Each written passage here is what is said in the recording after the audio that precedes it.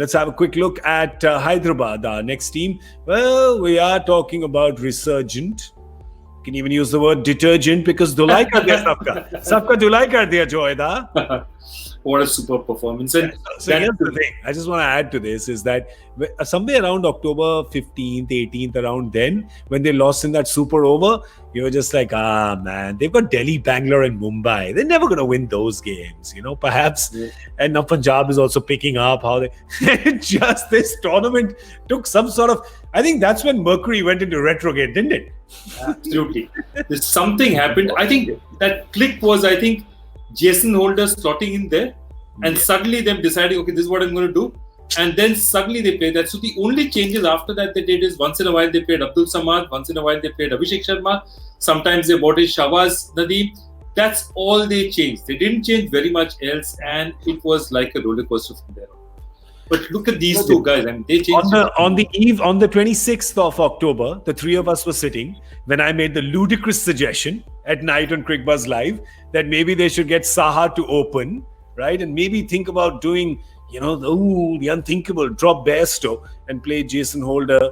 And the two of you laughed at me because when you're as pretty as this, nobody takes you seriously. No, I just said the next day, I was on the show and I said, that knock on the door is the SRH owner with your check. And has the check reached or not? That's all I want to know. The doorbell just rang. Somebody's doorbell rang. Maybe that's what it was. They delivered the check to the wrong room. To Mr. Hyderabad's room. I've got your reaction, Joy. I haven't got Harsha's reaction to this. I will moisturize while you give it. No, if you see at the start of the tournament, they really backed their youngsters. Who are they backing? They were backing Priyam Garg. They were backing Abhishek Sharma. We stopped doing that. I'm genuinely putting moisturizer on my face. I'm looking up here and here I'm trying to make a point and there's Gaurav doing this. The last time I saw someone doing that was Sindhu telling the makeup man to put some makeup and I said, Sheri bhai, chehra kahan hai makeup lagane ke liye? Anyway. My skincare regime is very important. 545 requires a small moisturizer, which is what I'm doing. So please carry on. The inexperienced Indian middle order, which actually, Harsha, gave them one game, if you remember. It gave them one game. I think it was against Chennai when they were the 3-1 game. Yes. But they backed Priyam Garg, Abdul Samad, Abhishek Sharma, and they said, right, we've got a good top four. We'll follow here. They didn't have Vijay Shankar for a while. You see, one of their best wins came when Manish Pandey and Vijay Shankar took them home. Correct. If they all along had Vijay Shankar batting at 4 and playing like an India player should, I think they would have controlled the side much better. But now they've got Williamson in that role. So now it looks much better. I think they look back and say, we saw promise from Abhishek, we saw promise from Samad, we saw promise from Priyam Garg, but they've not quite gone where we thought they would. Now Holders come into that middle order. So we've got that experience in there. Someone who's a captain of a side, knows how to handle situations. So this team is actually looking very good. And I'll tell you what, look at the last 4 performances. They've bowled out teams when they bowled first, they've conceded 126, 130, 140 something. I mean, yesterday's game was one of the biggest. And without their main bowler. Yeah. And here is when you realize 2 things have happened. One is Natarajan has stood up, but the best T20 spinner in the world has day in, day out controlled that phase of the game for them. And you can never, ever look beyond Rashid Khan because he's just the best T20 spinner in the world. Year in, year out, look at those economy rates. I mean, they should not be allowed. And he's taken wickets. Because the reason I say he's taken wickets is important because when you have a bowler like Rashid Khan, like Sunil Narine in his prime, you say, let me play him off. But in spite of that, he's taken all those wickets. But I think it's about 19 wickets now, right? But yeah, 19 wickets. But Joy, you'll expect a certain amount of maturity and calmness from a team that has more captains per square foot than anyone else. Yeah, absolutely.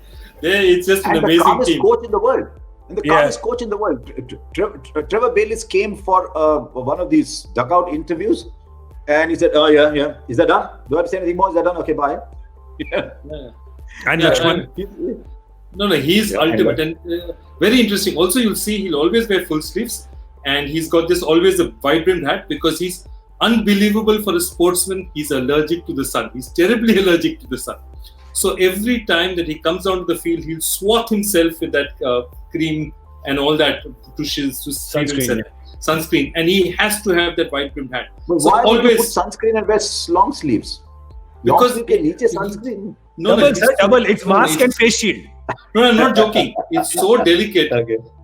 Yeah. Even a slight bit he gets, he's this thing. But he's so calm. He's amazingly calm. He's amazingly focused. And see what he's doing, because he's very, very practical.